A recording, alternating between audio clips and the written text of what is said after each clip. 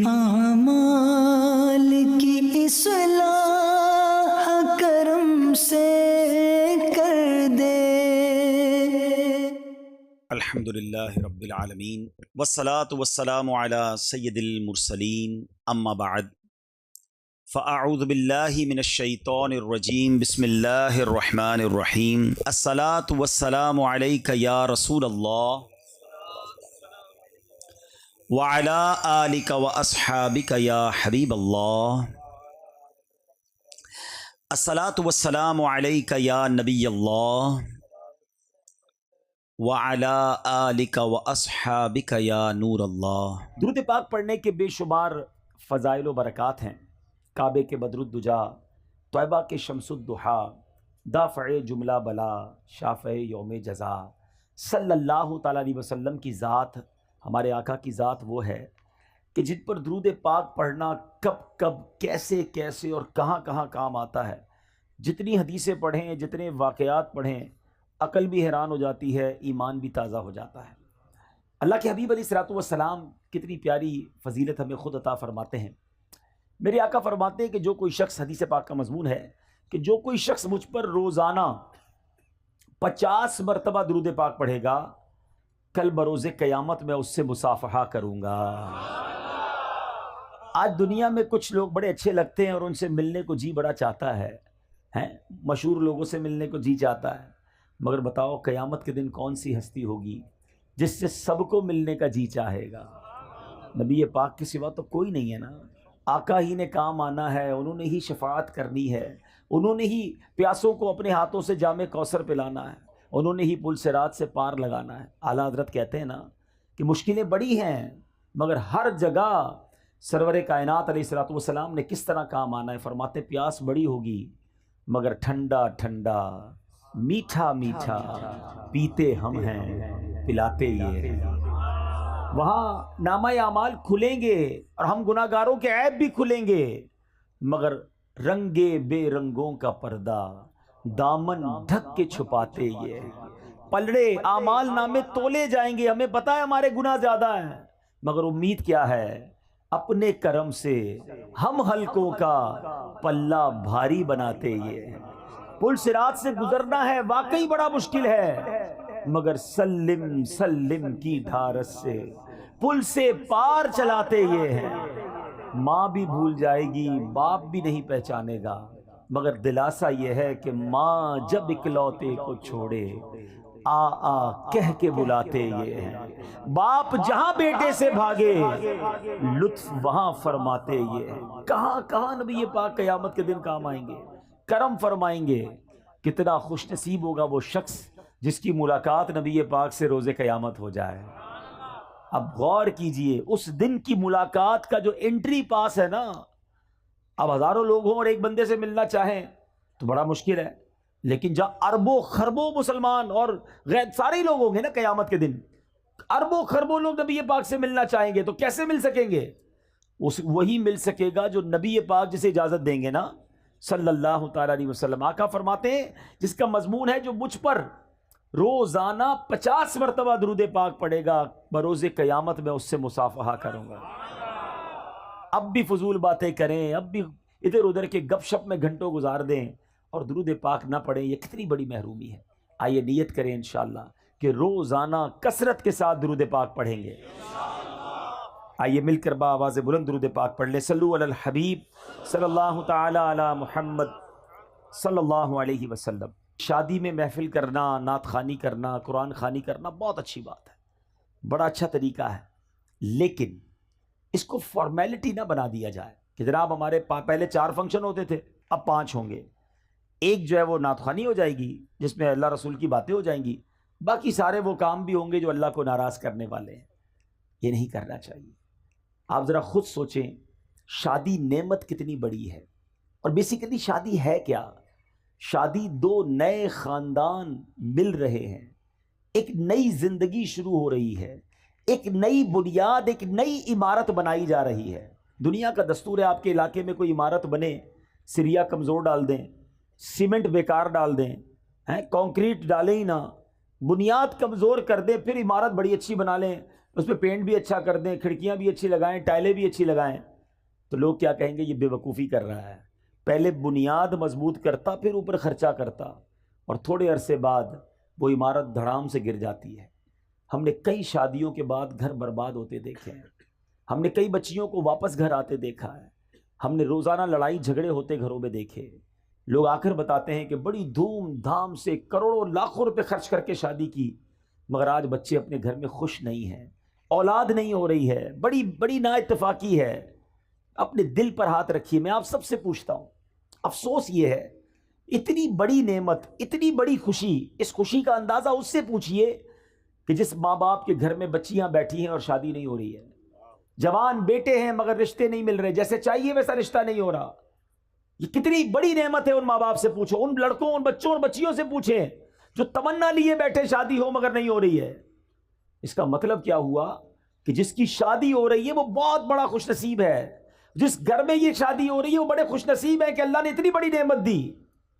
مگر عجب کہانی یہ ہے کہ وہ گھر جس میں سارا سال ڈانس نہیں ہوا تھا، جس میں پوری زندگی میں کبھی ناچ گانے، ڈھول تماشے، جوئے، بے حیائی کے کام نہیں ہوتے تھے، سارے گھر والے نمازی بھی ہوتے تھے، مگر ان کے گھر میں بھی وہ ہو رہا ہے کہ سر شرم سے جھک جاتا ہے، اور ان کو بندہ کہے کہ حضرت یہ کیا ہو رہا ہے، یہ آپ اپنے گھر میں کیا کر رہے ہیں؟ تو جواب یہ ملتا ہے، کیا کریں، بچوں کی خوشی کے لیے کرنا پڑتا ہے۔ مجھے بتائیے نا، بچوں کی خوشی کے لیے کیا اللہ کو ناراض کیا جاتا ہے؟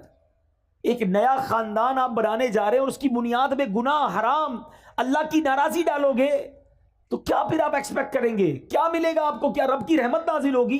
کیا گھر میں خوشیاں آئیں گی؟ اصل میں ہم پتہ غلطی کیا کر رہے ہیں، ہم چند رشتہ دار، چند دوستوں کو راضی کرنے کے لیے اپنا مستقبل برباد کر رہے ہوتے ہیں کہ یار یہ کیا کہیں گے، یہ رسم بھی نہیں کی، یہ والا فنکشن بھی نہیں کیا، اتنے پیسے والے لوگ ہیں پھر بھی یہ کام نہیں کیا۔ نہیں میرے بیٹھے اسلامی بھائیوں، پیسہ اللہ نے اس لیے نہیں دیا کہ اسی پیسے سے اللہ کو ناراض کیا جائے۔ میں ایک صاحب سے ملا، بڑے کمال کی شخصیت ہے، بہت پیسہ اللہ نے دیا ہے، کہتے ہیں میں جب بھی بچوں کی شادی کرتا ہوں نا، یہ الٹے سیدھے فنکشن پہ خرچ نہیں کرتا، پیسے بچاتا ہوں اور اپنے بچوں کی شادی کے ساتھ 12 غریب بچوں کی بھی شادیاں کرتا ہوں۔ کرونا خرچ اگر ایسے کرنا ہے تو ضروری ہے کہ پیسہ دکھانے کے لیے اتنا پیسہ لٹایا جائے کہ پورے گاؤں میں نام بھی تو ہونا چاہیے نا کہ ہمارے گاؤں کی سب سے بڑی شادی تھی، فلاں قسم کی گاڑیاں آئیں، فلاں کتنے قسم کے کھانے تھے۔ ٹھیک ہے ہر کام ناجائز نہیں ہوتا، لیکن مجھے بتائیے کتنے ناجائز کام کرتے ہیں؟ نہ کریں ایسا۔ میں تمام نوجوانوں کو یہ درس دیتا ہوں، آپ اسٹینڈ لیا کرو، آپ نے اپنی بیوی کے ساتھ، اپنی فیملی کے ساتھ وقت گزارنا ہے۔ آپ کہو کہ نہیں جناب میری شادی میں حرام نہیں ہوگا کیونکہ بعد میں پریشان میں نے ہونا ہے، اگر اللہ ہی ناراض ہو گیا تو میری اگلی نسلوں میں کیا ہوگا؟ ہم خود نوجوان اسٹینڈ لیں، ماں باپ بعض اوقات مجبور ہو جاتے ہیں کہ کیا کریں، جوان بیٹا مانتا نہیں ہے، بیٹی لڑتی ہے کہ مجھے یہ سارے کام کرنے ہیں۔ نہیں میرے بیٹھے اسلامی بھائیو، یہ لاجیکلی بھی ٹھیک نہیں ہے۔ میں آپ سے سوال پوچھتا ہوں، آپ کو کوئی شخص آئے اور آپ کے گھر میں بڑا سا تحفہ دے کر جائے، یا آپ قرضے میں ہوں اور وہ کہے میں تمہارا قرضہ ادا کر دیتا ہوں، یا آپ کو نوکری چاہیے وہ آپ کو نوکری دلا دے، بتاؤ اس بندے کو ناراض کرو گے؟ یار اتنی مصیبت میں مجھے کام آیا، قرضہ دلا دیا، نوکری چاہیے تھی نوکری دلا دی، اتنا خوبصورت تحفہ مجھے دیا۔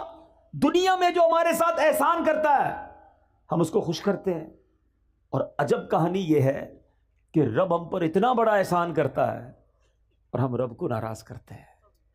یہ عقل میں بھی نہ آنے والی بات ہے۔ سچ بات یہ ہے کہ گھر میں اگر رب خوشی دینا، ہم صدقہ بڑھائیں، ہم سجدے بڑھائیں، ہم خیرات بڑھائیں، ہم دعائیں بڑھائیں کہ یا اللہ تیری رحمت سے تو نے یہ خوشی دی ہے، مالک اس میں اب برکت ڈال دینا، اے اللہ یہ خوشیاں باقی رکھنا، اے اللہ ان خوشیوں کو نظر نہ لگ جائے، اے اللہ زوال نعمت سے بچانا۔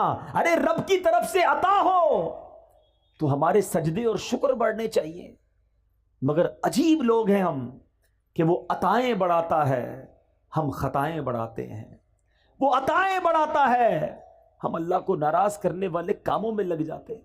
تھوڑے پیسے ہوتے ہیں نا، کسی کے پاس غریب ہوتا ہے، تھوڑے گناہ ہوتے ہیں کیونکہ گناہ کرنے کے لیے پیسے ہی نہیں ہوتے، روز دعا کرتا ہے یا اللہ مالدار کر دے، پیسے والا کر دے، اور اللہ نے اگر مال میں برکت ڈال دی اب کیا کرتا ہے؟ اور گناہ کرتا ہے۔ اب تو مزہ آیا، اب تو پیسے آئے، اب ارمان پورے کروں گا، اس لیے دیے تھے رب نے پیسے۔ ارے اللہ نے پیسے دیے تو تم صدقے بڑھاتے نا، غریبوں کی مدد کرتے، سجدے بڑھاتے۔ خدا را میرا پہلا درس یہی ہے، جس خاندان میں شادی ہو رہی ہے، میں آپ کا بھائی ہوں، میں آپ کا بھلا چاہتا ہوں، آپ کی آگے کی زندگی میں بھی آپ خوشحال رہے یہ چاہتا ہوں، اور خوشحال وہی رہے گا جس سے رب راضی ہے۔ مجھے جواب دیجئے، خوشیاں دینے والا کون ہے؟ جواب دو نا، کون خوشیاں دینے والا ہے؟ عزت دینے والا کون ہے؟ اولاد دینے والا کون ہے؟ برکت ڈالنے والا کون ہے؟ رزق میں فراوانی کرنے والا کون ہے؟ جب سب دینا اللہ نے ہے اور میں اللہ ہی کو ناراض کر رہا ہوں، کتنی بے وقوفی والی بات ہے۔ جس سے لینا ہے اسے ناراض کر رہے ہیں دوسروں کے لیے، کہ ذرا خاندان میں نام بڑا ہو جائے، ذرا گاؤں میں ٹور بن جائے ہماری۔ نہ کیا کرو ایسا، جس سے رب راضی ہے اللہ وہ سب کو راضی کر دے گا۔ آپ رب کو راضی کرنے کی فکر کیا کرو، ہمیشہ اپنی ہر خوشی میں بھی رب کو یاد کرو، اللہ کے حبیب کو یاد کرو۔ غم میں بھی ہماری ایک لمٹ ہے، ہماری باؤنڈری ہے، شریعت ہمیں باؤنڈری دیتی ہے۔ بڑا پیارا مذہب ہے ہمارا، خوشی منانے کا بڑا پیارا انداز ہے۔ خوشی منائیے، کس نے منع کیا؟ اچھا کھانا پکائیں، کھلائیں، سب کو کھلائیں، لباس جائز پہنے، اوکے، مگر اس لیے مہنگا لباس پہنوں کہ دوسروں کو غریب دکھاؤں، دوسروں پہ تکبر کروں، یہ اجازت نہیں ہے۔ اسی طرح غم میں آپے سے باہر ہو جاتے ہیں لوگ، اللہ نہ کرے کسی کی یہاں میت ہو جائے، ایسا اول فول بکتے ہیں، ایسی باتیں منہ سے نکالتے ہیں کہ بندہ گھر میں میت تھی، بڑا واقعی پرابلم ہے، مگر ایمان چلا گیا یہ تو اس سے بھی بڑا پرابلم ہے نا، ایمان سے بھی ہاتھ دھو بیٹھتے ہیں۔ تو خدارا اپنے آپ کو قابو میں رکھا کرو، چاہے خوشی ہو چاہے غم ہو۔ ہم مسلمان ہیں، ہماری کچھ شرعی باؤنڈری ہے، اس کے اندر رہ کر ہی خوشی بھی منائیں، اور اس کے اندر رہ کر ہی ہمارا جو بھی غم کا معاملہ ہے اس کو پورا کرنا چاہیے۔ بہرحال میں رب سے دعا کرتا ہوں کہ مولا جو پیچھے گناہ ہو گئے معاف فرما دے، اور آئندہ زندگی تیری رضا والے کاموں میں گزارنا نصیب فرما، خوشی میں بھی ہمیں تجھے راضی کرنا نصیب فرما، اگر کوئی تکلیف بھی آئے تو ہمیں صبر کرنا نصیب فرما۔ اچھی عادتیں سیکھو۔ نبی پاک فرماتے ہیں رجب اللہ کا مہینہ ہے، شعبان میرا مہینہ ہے، اور رمضان میری امت کا مہینہ ہے۔ بڑے پیارے مہینے کنٹینیو سیکوینس کے ساتھ آ رہے ہیں، گویا رحمتوں کی برسات آ رہی ہے۔ کیا پیاری بات ایک بزرگ فرماتے ہیں سال جو ہے نا وہ درخت کی مانند ہوتا ہے، year like a tree، رجب اس کے پتے ہیں، رجب اس کے پتے ہیں، شعبان اس کی شاخیں ہیں، اور رمضان اس کا پھل ہے۔ پتے لگنے کا وقت آ گیا ہے، تیاری کرو، عبادت کی تیاری کرو، توبہ کی تیاری کرو، اللہ کو راضی کرنے کی تیاری کرو۔ علامہ صفوری رحمۃ اللہ تعالی علیہ کا کتنا پیارا فرمان ہے، کہتے ہیں رجب بیج بونے کا مہینہ ہے۔ آپ تو یہاں گاؤں میں فصلیں وغیرہ ہوتی ہیں نا، کھیتی باڑی بھی جانتے ہوں گے، پہلے کیا کرتے ہیں، بیج ڈالتے ہیں، پھر پانی ڈالتے ہیں، کھاد وغیرہ ڈالتے ہیں، پھر انتظار کرتے ہیں کہ یا اللہ فصل اگ جائے۔ کیا پیاری مثال دی، فرمایا رجب بیج بونے کا مہینہ ہے، شعبان ان بیجوں پر پانی ڈالنے کا مہینہ ہے، اور رمضان فصل کاٹنے کا مہینہ ہے۔ فرماتے جو رجب میں عبادت کا بیج نہیں بوئے گا، شعبان میں ان بیجوں پر اپنے آنسوؤں سے آبیاری نہیں کرے گا، وہ رمضان میں رحمت کی فصل کیسے کاٹے گا؟ رجب کی پہلی رات آتی ہے نا، اس رات سبحان اللہ جو دعا مانگی جائے اللہ کی رحمت سے قبول کی جاتی ہے۔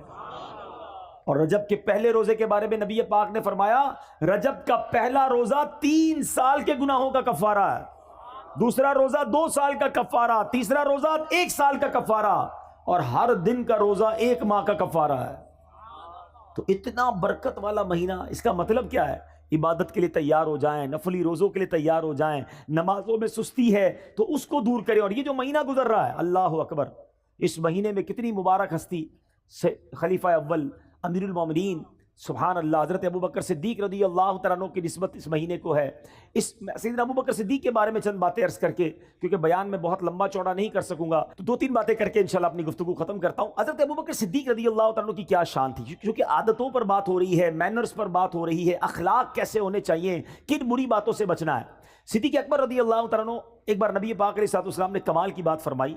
آقا فرماتے اچھی خصلتیں 360 ہیں، اچھی عادتیں 360 ہیں، اور اللہ تعالیٰ جب کسی سے بلائی کا ارادہ فرماتا ہے اس کی ذات میں ایک خصلت پیدا فرما دیتا ہے، اور اسی کے سبب اسے جنت میں داخل کر دیتا ہے۔ یہ بہت بڑی بات ہے کہ اچھی عادتیں اندر ہوں، گناہوں سے بچے انسان۔ اب صدیق اکبر رضی اللہ تعالیٰ تو کمال ہے نا، سوال کیسا کر لیا، کہا حضور کیا کوئی ایسا بھی ہے جس کے پاس یہ ساری 360 خصلتیں ہوں، ایک خصلت جیسے ملے اللہ اسے جنت دے دیتا ہے؟ حضور کوئی ایسا بھی ہے؟ کہ جس کے اندر یہ 360 خصلتیں موجود ہوں؟ نبی پاک فرماتے ہیں اے ابو بکر تمہارے اندر یہ ساری خصلتیں موجود ہیں۔ اللہ، ایسے ہی نہیں پیار کرتے ہم صدیق اکبر رضی اللہ تعالیٰ عنہ سے۔ نبی پاک کے ایسے خلیفہ، ایسے ساتھی ہیں کہ یار غار بھی تھے اور یار مزار بھی ہیں، آج بھی سنہری جالیوں میں نبی پاک کے ساتھ موجود ہیں۔ اب جس شخصیت کے بارے میں میرے آقا فرمائے کہ ابو بکر ساری 360 خصلتیں تمہارے اندر موجود ہیں، تو ان کے اخلاق تو اب زیادہ پڑھنے چاہیے نا، کہ کیا ایسی خصلتیں ہیں۔ یا میں ایک اور بات ایڈ آن کر دوں، میرے بہت سارے اسلامی بھائی بیٹھے ہیں، دعوت اسلامی والے بھی بیٹھے ہیں، اور بھی نیک نمازی داڑھی والے امامے والے نظر آ رہے ہیں۔ نارملی ایک اور ہماری جناب معلومات کی کمی بتا رہا ہوں، اور ہمارے عمل کی کمی بھی بتا رہا ہوں۔ آج کسی داڑھی امامے والے یا مذہبی حلیے والے سے کہو نا بھائی آپ سنتوں پر عمل کرتے ہیں، کہتا بالکل جناب میں سنتوں کا پیکر، چلتا پھرتا سنتوں کا پیکر۔ اچھا جناب ذرا سنتیں بتائیے کتنی ہیں؟ اب اس نے سنتیں بتانی ہیں، امامہ پہننا سنت ہے، داڑھی سنت ہے، تیل لگانا سنت ہے، کنگھا کرنا سنت ہے، سیدھے ہاتھ سے کھانا سنت ہے، بسم اللہ پڑھنا سنت ہے، سلام کرنا سنت ہے، مسکرانا سنت ہے، اور چپل سیدھے پاؤں پہ پہننا سنت ہے، کپڑا سیدھے ہاتھ سے پہننا سنت، اور بتائیے 10 12 15 اور بتائیے، دیٹس اٹ۔ ہمیں 15 17 20 سنتوں سے زیادہ سنتیں پتہ نہیں ہیں، اور ہم کہتے ہیں میں سنتوں کا پیکر ہوں۔ جناب علماء نے اپنی کتابوں میں 400 سے زیادہ نبی پاک کی سنتیں لکھی ہیں، اور اب سنو میں بتاتا ہوں چند سنتیں، میری جو پوائنٹ ہے اس کو سمجھیے گا۔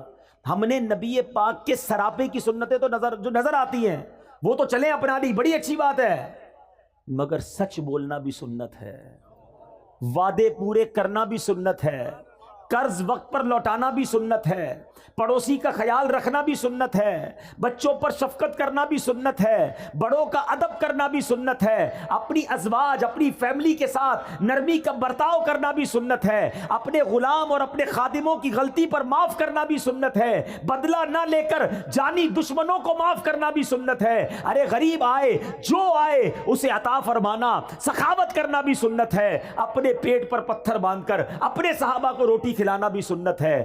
ان سنتوں پر کون عمل کرے گا؟ ہے داڑھی رکھ لی، امامہ پہن لیا اور کاروبار میں جھوٹ بولتے ہیں؟